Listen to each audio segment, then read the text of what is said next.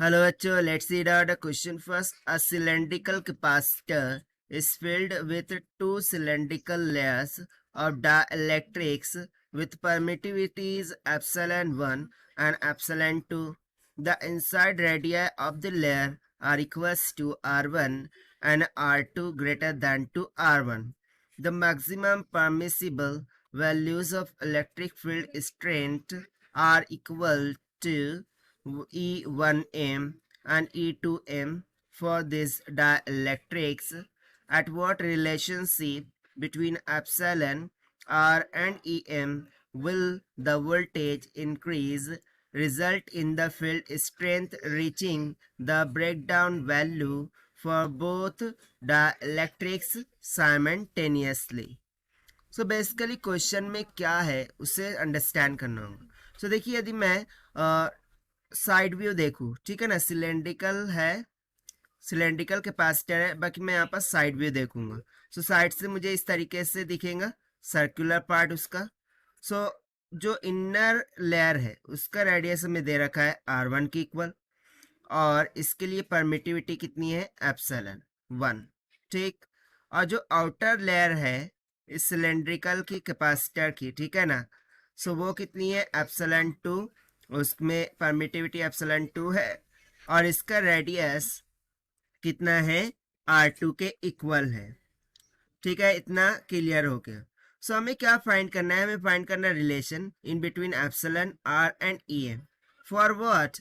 That is when the voltage increased resulting the field strength reaching the breakdown value. ठीक है ना, जैसी voltage increase किया जाएगा सो फील्ड स्ट्रेंथ रीच करेंगी ब्रेकडाउन वैल्यू, इन दोनों ही डाइलेक्ट्रिक के लिए साइमल्टेनियसली. तो चलिए देख लेते हैं हम सोल्यूशन से. But before of its let's talk about the key concept which we are going to use here for this question. So देखिए, यदि मैं बात करूं इलेक्ट्रिक फील्ड की in terms of surface charge density, so वो क्या हो जाएंगी 2k lambda by epsilon times of the distance that is r की इक्वल. अब यहाँ पर आप बोलेंगे कि मैंने कहा कि सरफेस चार्ज डेंसिटी के टर्म में बोला है. So what is surface charge density? So यहाँ पर जो लैम्डा है ये बेसिकली क्या है, सरफेस चार्ज डेंसिटी है.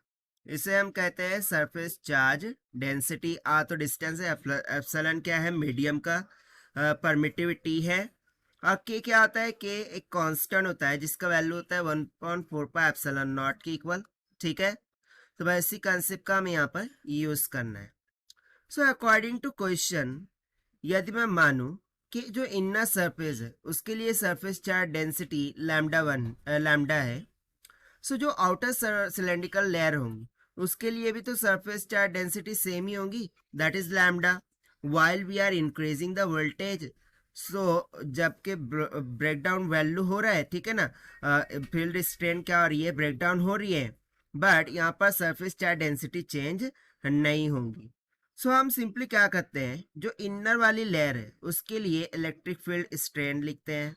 सो E1 will be equals to, वो कितना हो जाएगा, सो भाई 2k lambda divided by epsilon 1 into R1. Similarly मैं आउटर लेयर के लिए इलेक्ट्रिक फील्ड स्ट्रेंथ का फॉर्मूला लिखूं, so E2 will be equals to 2k lambda divided by epsilon 2 into क्या हो जाएगा R2.